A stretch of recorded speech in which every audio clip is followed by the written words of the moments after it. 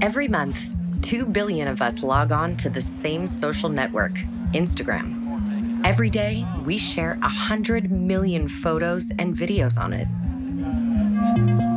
This is an app that has completely transformed our economy, our path to celebrity, our media world, our fashion world, our beauty world, what we do when we're online and offline.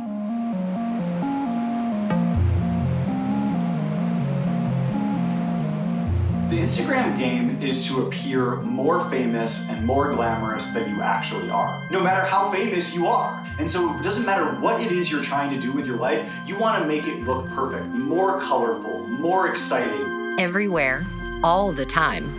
At home, on vacation, at the table. 2, 3. And to do it, we use as many means possible.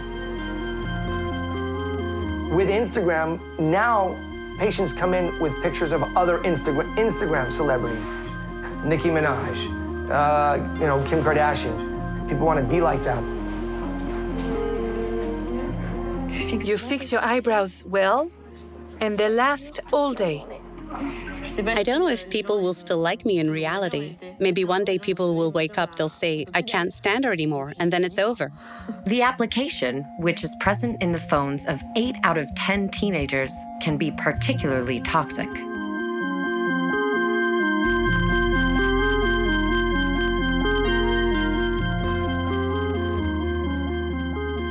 My daughter was obsessed. She was obsessed with Instagram.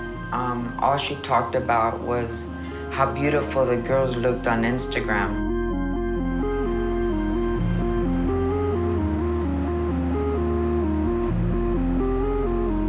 The company's leadership knows how to make Facebook and Instagram safer, but won't make the necessary changes because they have put their astronomical profits before people. Instagram, the world's most downloaded app, is revolutionizing communication, standardizing our tastes, and reformatting our lives, all for its own benefit.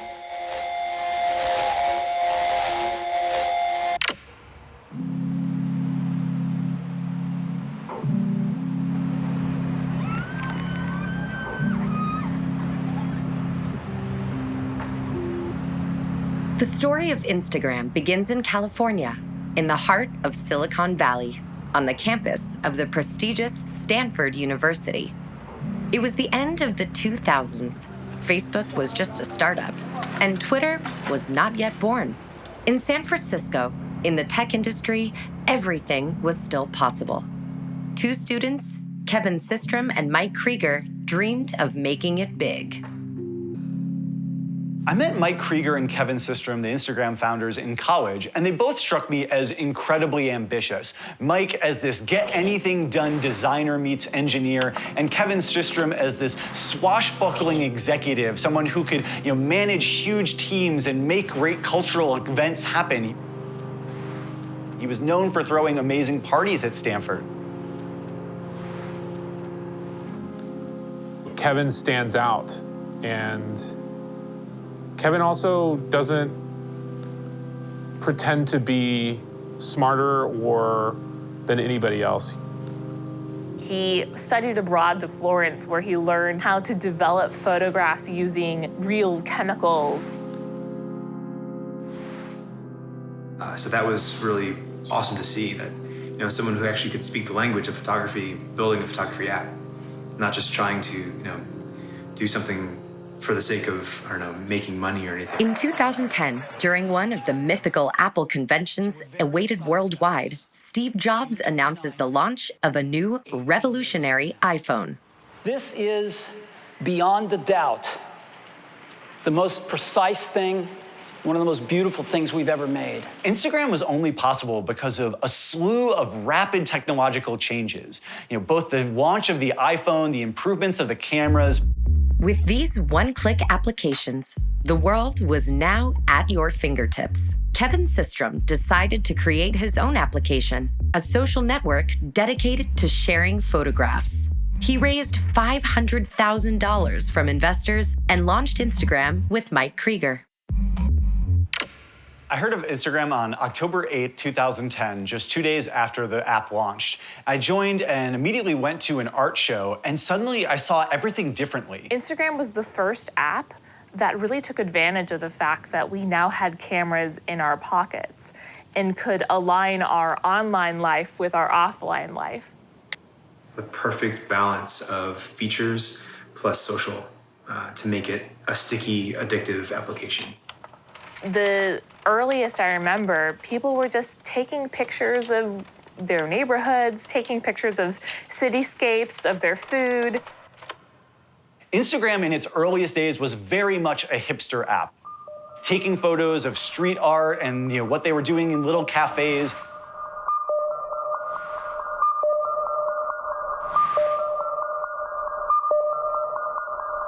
When people joined Instagram for the first time, they would have a sense of, like, this is a really cool product. I see what people are doing here. I want to be part of this. I want to be one of the cool kids.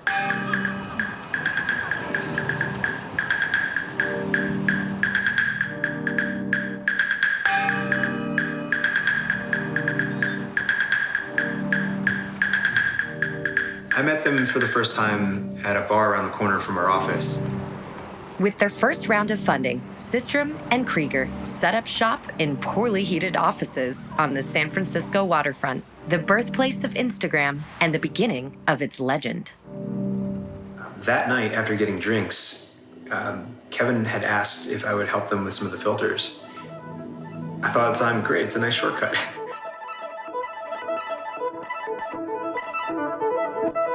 The recipe, the secret of Instagram, is the filters integrated into the application that sublimate the slightest snapshot and give the square photos those faded colors recognizable at first glance.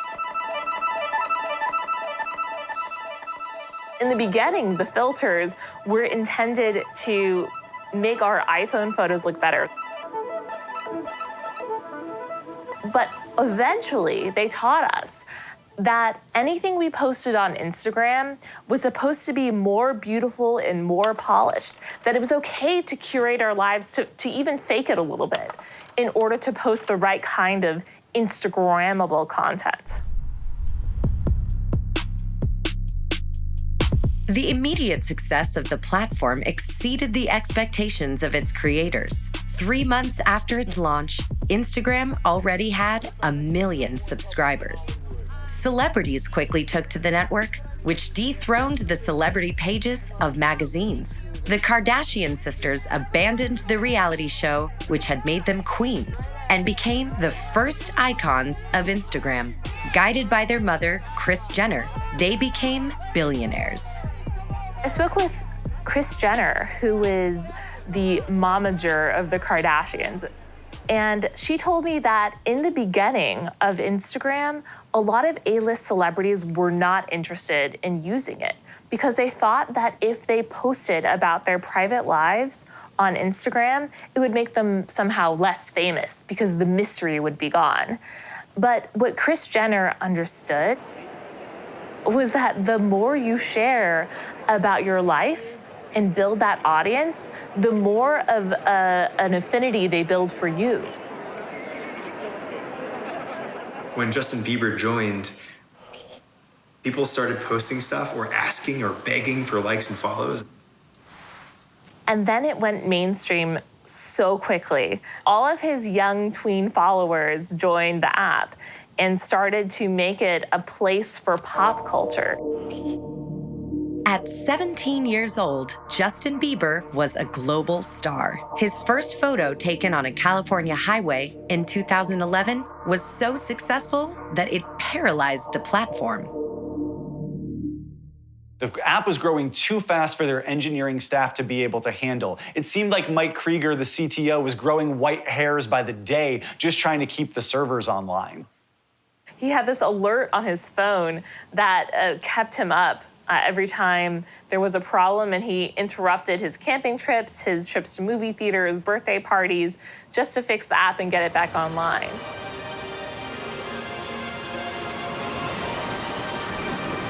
Free of charge, The application was experiencing a meteoric growth. Less than a year after its launch, Instagram had 10 million users and only 8 employees. Although it was not making any profit, the startup, the digital giants, coveted the latest Silicon Valley jewel.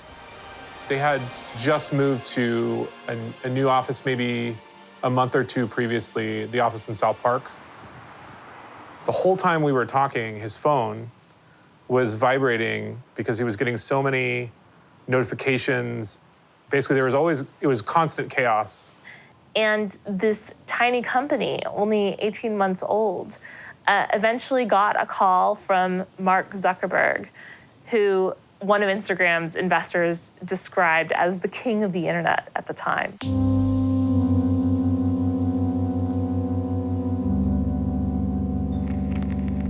Facebook, with 1 billion users, 100 times more than Instagram, was worth $100 billion.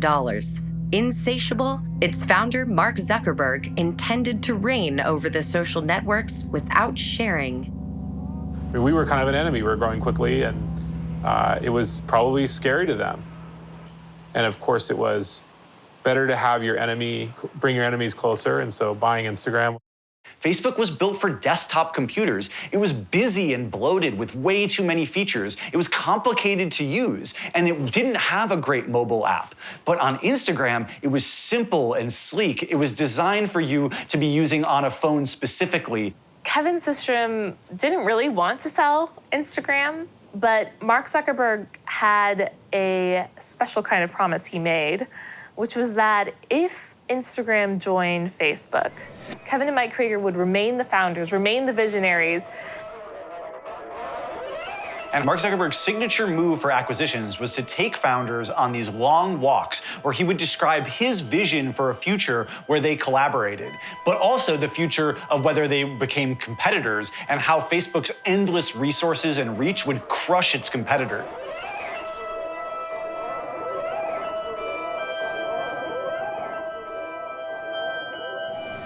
On Sunday, Kevin Systrom signed to sell his app for $1 billion. All of the headlines said that it was an incredible misuse of money. This is the CBS Evening News with Scott Pelley. Instagram has become a popular way to share the photos they take. The application has millions of users, and yesterday, Instagram was snapped up by Facebook for $1 billion. The idea that this app, with only 25 million users, no revenue to speak of, and 13 employees, could be worth $1 billion was just unimaginable to others in the tech market. Mark Zuckerberg could see the way that people were falling in love with Instagram. He knew there was a shift coming from text to media, and Instagram was going to be the driver of that shift. When Kevin Systrom and Mike Krieger told their employees that they were being acquired by Facebook, people were horrified. The Facebook product was nothing like the Instagram product. It was crowded, it was full of push notifications, it was, in some cases, predatory of user data. When I got the call that Facebook had acquired Instagram, I was taking my laundry in down the street, and I luckily had my laptop with me. I sprinted down the street to the nearest coffee shop, threw open my laptop, and started typing as fast as I could. 4 minutes later, I had published a story about the acquisition.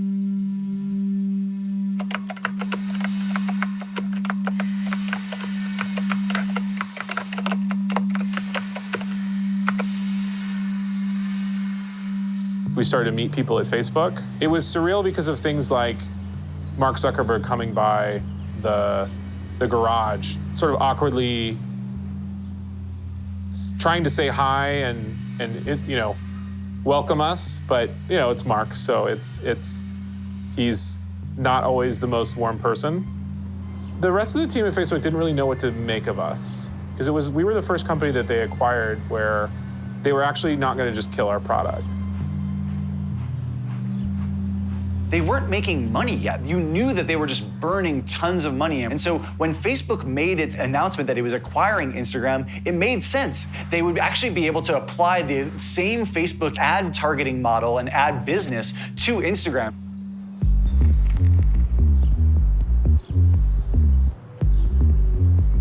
Months after its acquisition by Facebook, the day the network crossed 150 million users, Mark Zuckerberg imposed advertising on Instagram to make his acquisition profitable. Initially, only one advertiser and one ad per day. A luxury watch from designer Michael Kors set everything in motion. Instagram was very cautious about adding advertisements. They knew it could annoy the user base. And so Kevin Systrom actually individually vetted and approved every advertisement being added to the app. The way that the ad thing was sort of sold to the employees at first was, this is going to be like a luxury magazine, like Vogue magazine. And you started to see the rise of the Instagram aesthetic, this perfectly manicured type of photograph that almost looked like it was from a professional ad campaign. And I think the more that the feed of Instagram looked like that perfectly manicured aesthetic, the less authentic it felt.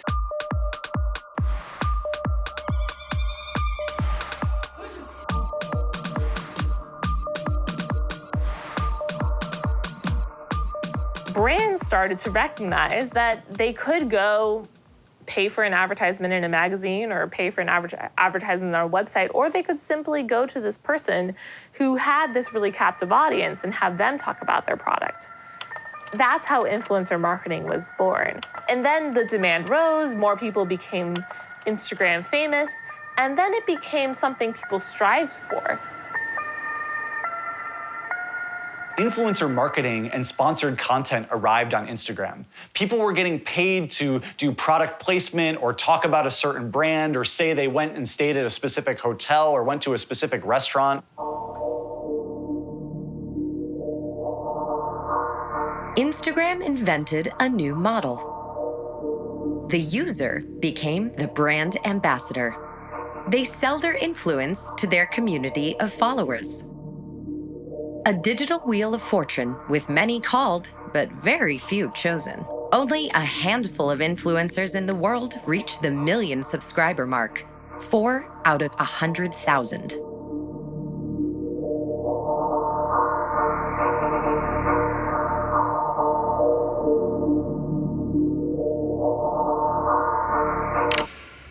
The influencer market is divided into many levels, depending on their degree of influence. Typically, we have the huge influencers who are mostly celebrities, who have up to several tens of millions of subscribers to their accounts.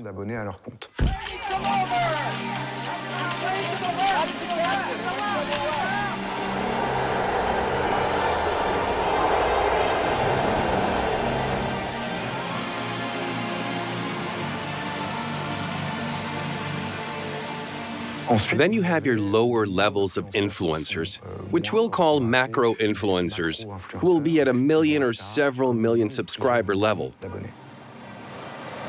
Then you're going to have the micro influencers who are going to have about 10,000 to 100,000 subscribers. That's about 1,000, 2,000, sometimes 5,000 euros per post. And then you'll have the nano influencers who can even go down to less than 1,000 subscribers and who will be paid in kind with products, services, goodies, sometimes even just promo codes. So you've got all these people, but even an influencer who will do just a few contracts, you can't live on that. Most of them have a side job. Once influencer marketing arrived on Instagram, it became much more self-glorifying. Well, the story had a few bugs, but here it is. My little shirt dress is from ASOS. I put on my little Yves Saint Laurent bag, my little couple boots, and here it is. The jewels are from ASOS, all three. That has also really changed Instagram and made it feel kind of like a mall, where we're always getting sold products and we don't actually know the incentives behind the people that are telling us what they recommend. But soon enough, Instagram scaled up advertising and more trashy stuff started to appear. Low quality, scammy products. You have people who say, that they are doing something on behalf of a brand, and you'll talk to the brand and they'll say, I've never heard of that person. It's kind of the Wild West. There are no regulations.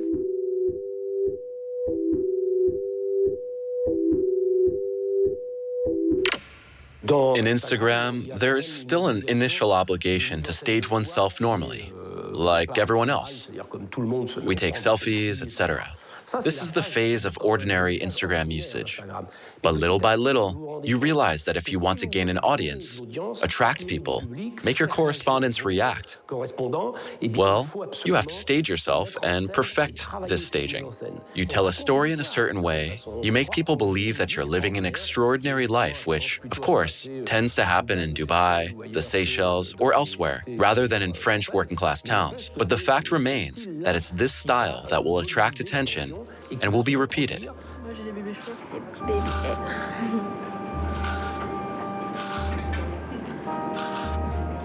Barely 20 years old, some influencers are being propelled to the head of ephemeral, ready-to-wear collections.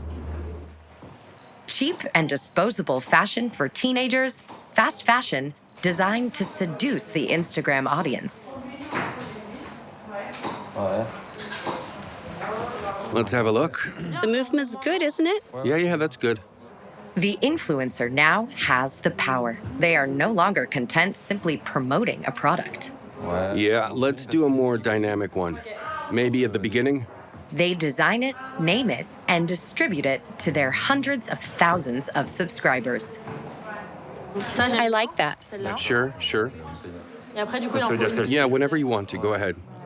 All right, then. So would this one work for you?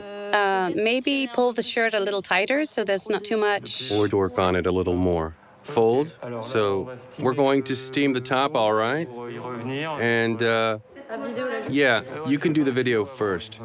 One of the first brands I worked with was Don't Call Me Jennifer, so it's a ready-to-wear brand. And we created a collection of clothes together, so it was the My Adorable collection. And actually, I'm totally free to do what I want. If I want to make a bag, 3 t-shirts, and 10 pants, I can.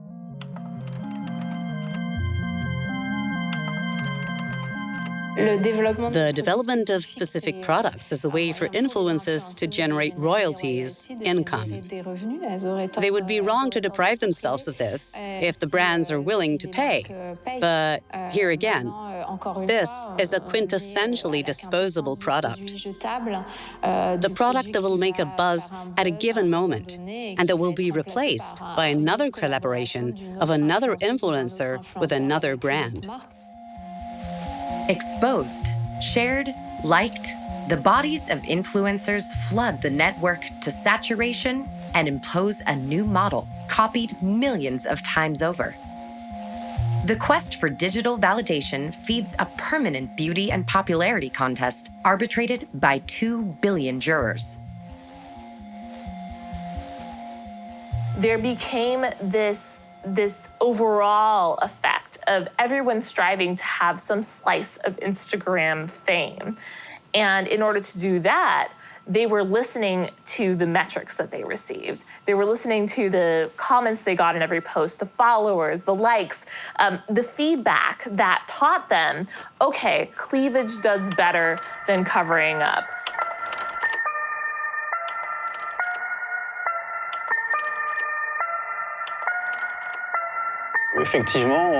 Obviously, we see that Instagram today offers mostly images that are soft porn. This standardization of bodies, normalized to the extreme. Nicolas Kaiser-Brill, journalist and member of the NGO Algorithm Watch, investigated Instagram's algorithm. We did an investigation into Instagram's algorithm. We found that photos of men and women in swimsuits were shown much more frequently than photos of landscapes or food. There is clearly this Instagram body, which is a body between 20 and 30 years old, often naked, but within the terms of use of Facebook and Instagram. For women not to show nipples, though everything else is allowed, and according to our research, encouraged. There is very clearly a big problem with misogyny for Zuckerberg, and for that matter in the whole universe of engineers who create and maintain the algorithms of Instagram and Facebook. There is misogyny there that is very well documented by researchers.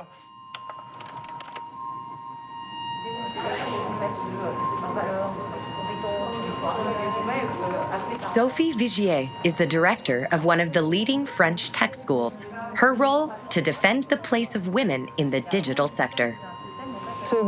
This environment is usually made up of young people, teenagers who obviously have difficulties with others, particularly with the opposite sex. We see it in the geek fantasy.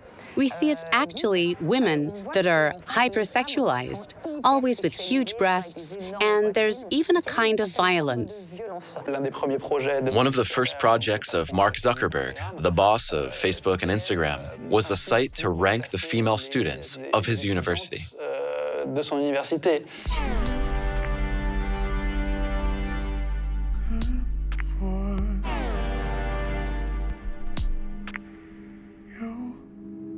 The fact that there is only one part of humanity, in this case white, cisgender, upper-class men who create the tools obviously leads to bias. If it's only men who work, or at least a large majority of men who work at Instagram, on the algorithms that allow access and selection of the more valued profiles, obviously we're going to have their eyes and their biases. The engineer's obsession with these hypersexualized bodies is not without effect on the users, who are subjected to this constant need for standardization. And that created a lot of problems for mental health for people as envy and jealousy spiraled out of control, and it increased levels of body dysmorphia. People felt like they were uncomfortable in their own skin, or that they weren't famous enough or rich enough to live an exciting life. So if you don't have a Kardashian-esque body, there are ways to get one. And we've seen a huge rise in the amount of surgeries known as Brazilian butt lifts. These are incredibly dangerous surgeries, but they sound great. It's a surgery that takes the fat out of your stomach and puts it in your butt so you get more of that pear shape.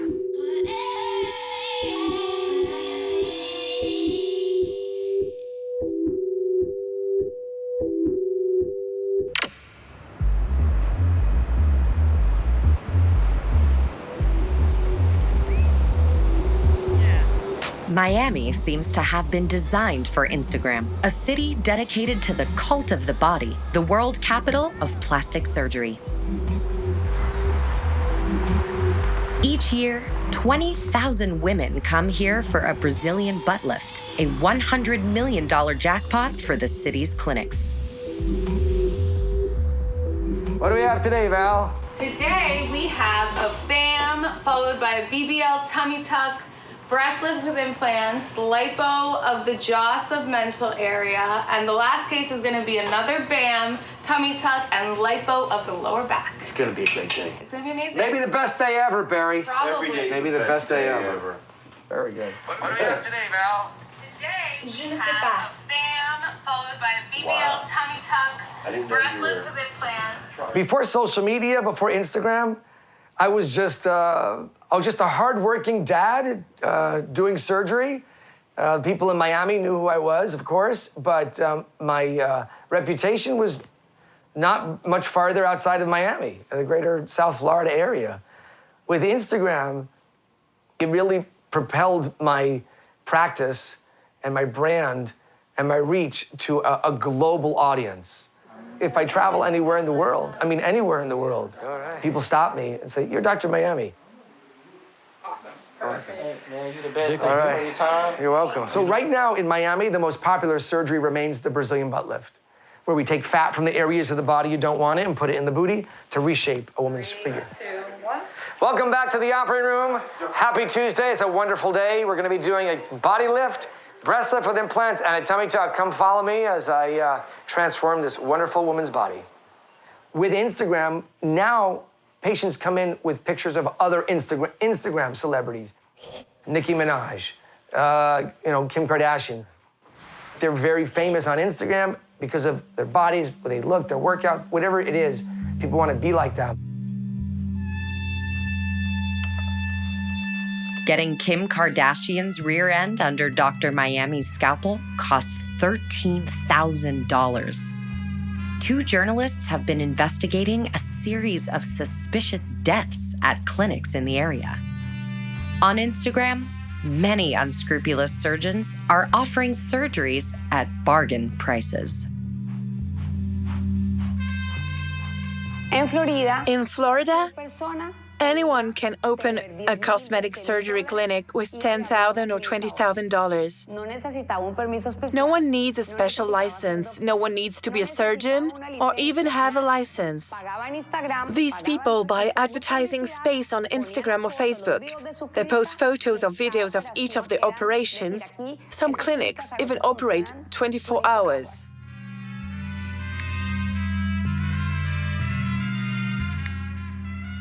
The U.S. Association of Cosmetic Surgeons has determined that the buttock lift is 20 times more deadly than any other plastic surgery procedure.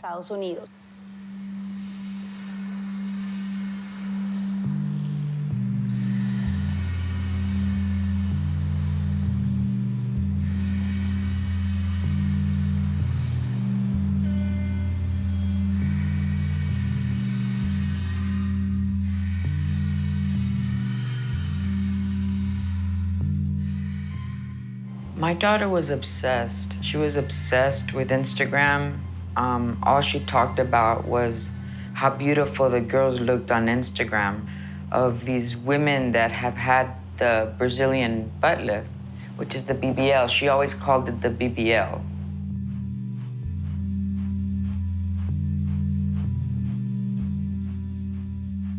Let me tell you, I'm a doctor myself. I'm an internist nephrologist. I knew about her plans to get the operation when about 24 hours before. So I planned to dissuade her from getting it. I know it started with the Kardashians. That's where she started looking into the sisters of the Kardashians. She loved the results, how they came out beautiful, looking almost like those Coca-Cola bottles. My daughter was called that morning that she could pick her up. But 5 minutes later, we got a call that she had had a respiratory arrest. When we found out about the circumstances, we realized that these guys who were supposed to use what we call sonographic monitoring of the operation, they didn't do it.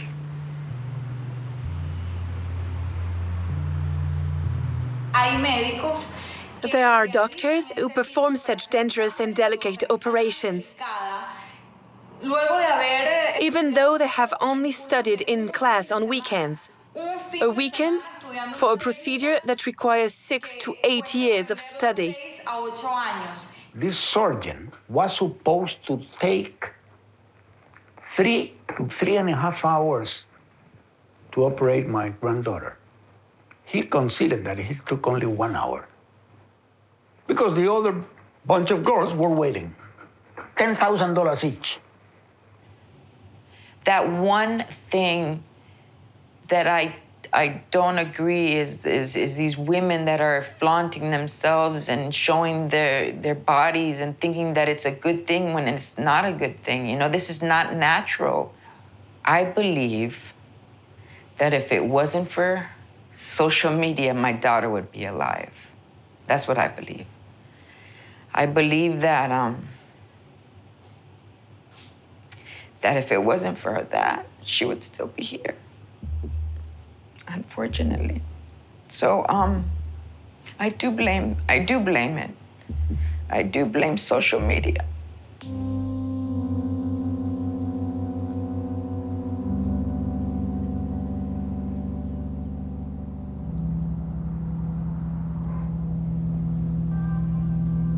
In 2018, Instagram crossed the billion-user mark and generated $8 billion in ad revenue, a third of Facebook's revenue.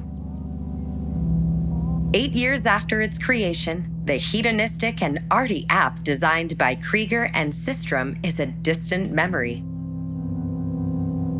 Mark Zuckerberg has opened the floodgates to mass advertising on the networks. Instagram has become Facebook's cash machine. At the group's headquarters, war was declared between Zuckerberg and the founders who felt betrayed. Mark Zuckerberg had a reason to try and gain more control over Instagram, and it's because he wanted to create the world's biggest network. This broken promise of autonomy is what led to tension between Mark Zuckerberg and the Instagram founders. It was contentious the whole time, let's be honest. One of the most significant and important brands in the world that's ever been created, it almost like, in a sense, just sort of spitting on their work and not really respecting what they had built. In 2018, Krieger and Systrom jumped ship. Mark Zuckerberg was now totally free. He took the opportunity to privately imagine the launch of a version of Instagram dedicated to the under-13s, who were previously banned from the platform, Insta Kids.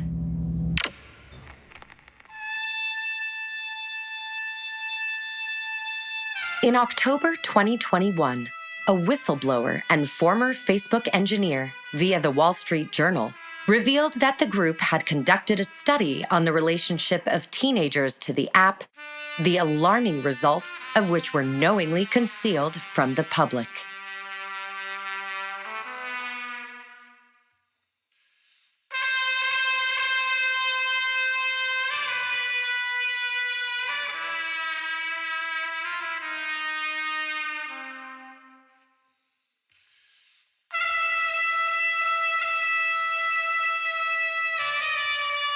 A global scandal that tainted the social network whose representative was questioned by the U.S. Senate.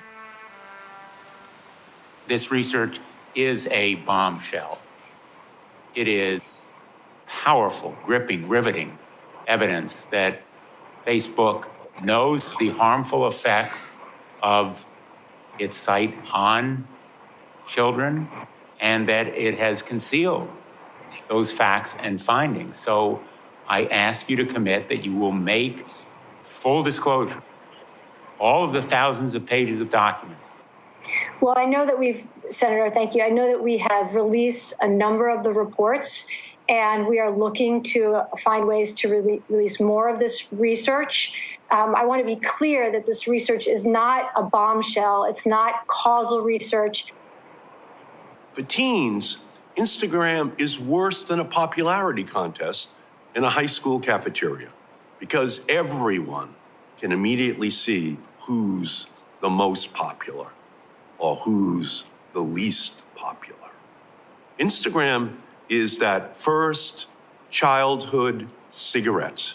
Facebook is just like big tobacco, pushing a product that they know is harmful to the health of young people, pushing it to them early, also Facebook can make money. Pure product of Silicon Valley, Frances Haugen, former model engineer of Facebook, testified against her ex-employer. The company's leadership knows how to make Facebook and Instagram safer, but won't make the necessary changes because they have put their astronomical profits before people.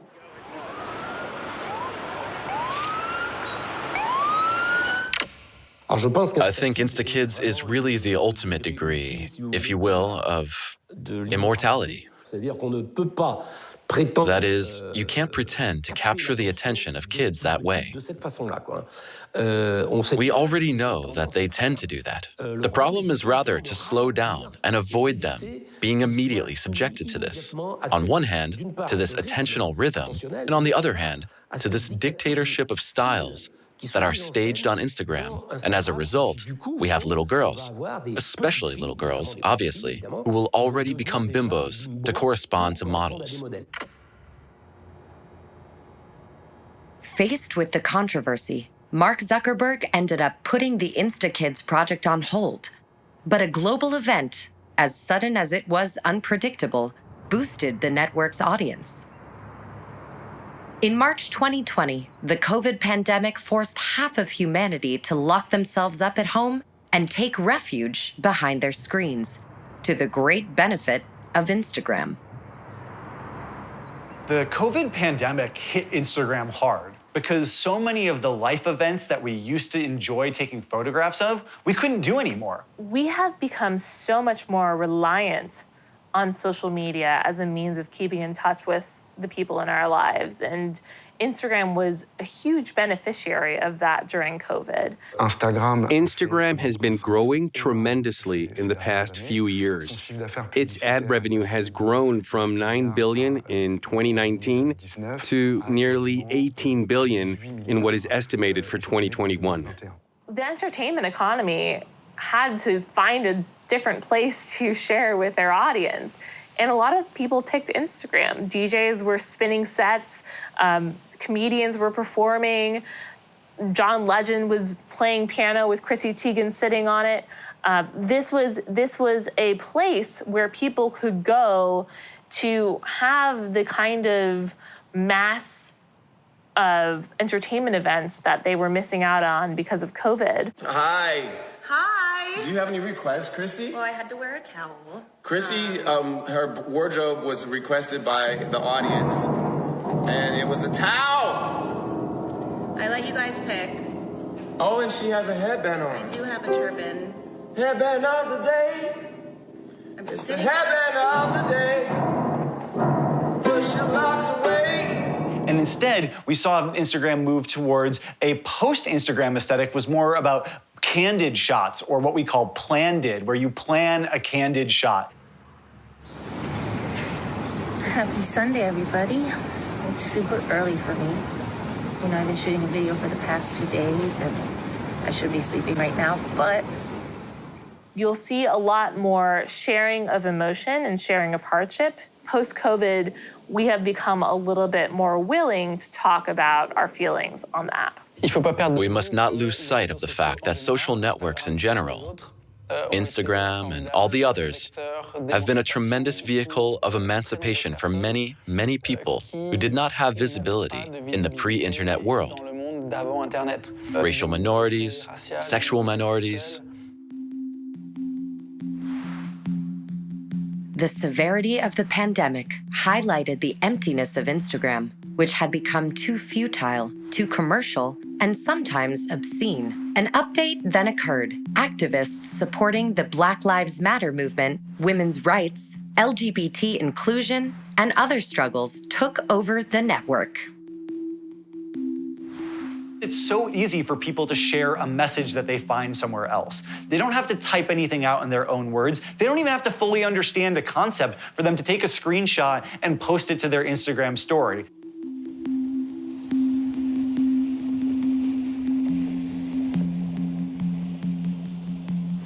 Every week in Manhattan, in the heart of Greenwich Village, at Stonewall, a historic site for the LGBT struggle, demonstrators pay tribute to Black, gay, and trans victims of police violence. If transgender people only stayed indoors, where society would not see our debauchery, we would still be killed. If only what we were to be chameleons and change our skin, would that somehow evade us?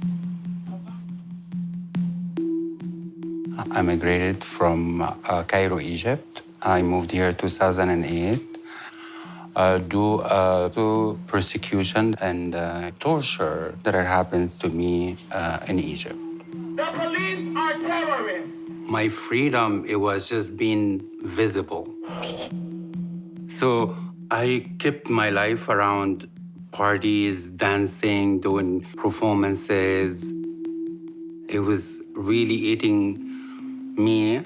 Like I did not really focus on the thing that it mattered.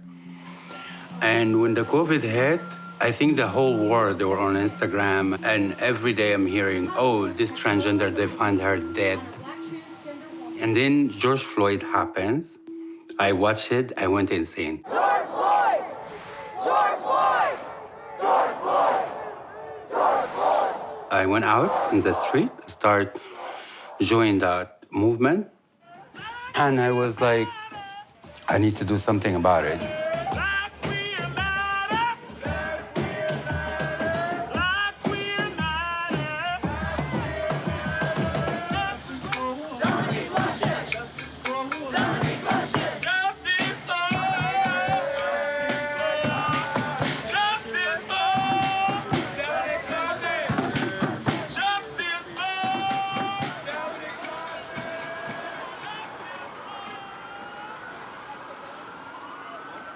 On the Middle East, this is the people that they cannot be able to walk on the street and be themselves. The only social media they have is Instagram.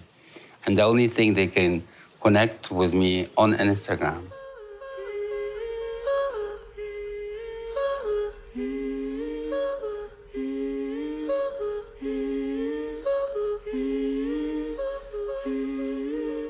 Hello. Hello. Hello, my baby. How are you? I'm good. Well, I want to tell you something about your sister, Ritaj. She got her humanitarian visa. Oui. This is confirmed from the Ministry of Interior. So she. So she will come here in Paris? In Paris directly? Yes, with all the torture that she's been enduring back in Yemen, that will. That I think she's gonna have a major trauma. We're gonna make sure that she's gonna be in Paris so she can be next to you, so you can take care of her. Sure. Because Rita just needs some treatment. Somebody contacted me from Saudi Arabia and told me about a girl, her name Ritaj. I was threatened by the police and also by my family, who reported me to the police. That day, I had saved pictures of myself on my mobile phone with makeup and nice clothes.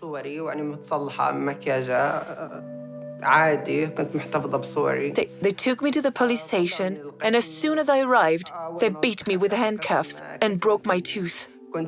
They always tortured me with handcuffs and grilled me like a piece of meat.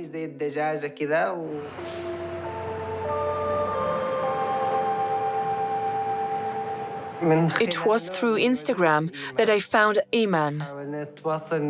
It was our only way to communicate. Through Instagram, my life began to integrate with Iman's. They will ask you the following question: what was the last city you lived in before leaving Yemen? You can answer, I left the city of Sana'a and went to the city of Aden to take the airplane. The moment I contacted her, I was able to get her out from Yemen and to put her in a safer country.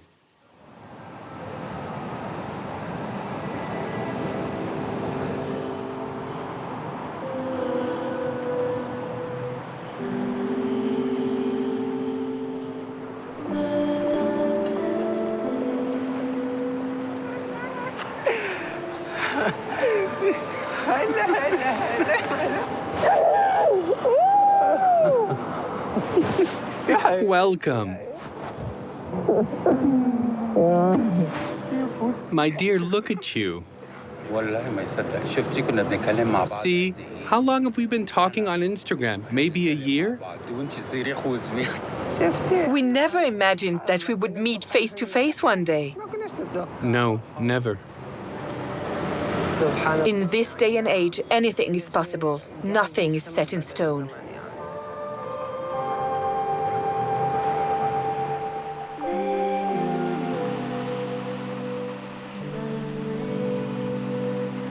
"12 years after its creation on the shores of the Pacific, 10 years after its acquisition by Facebook, The application imagined by Systrom and Krieger remains surprisingly sensitive to the world's turmoil, a dream that continues to be defended even to the House of Congress by a former employee who still believes in the promises of Instagram's founders. I believe in the potential of Facebook. We can have social media we enjoy that connects us without tearing apart our democracy, putting our children in danger, and sowing ethnic violence around the world. We can do better.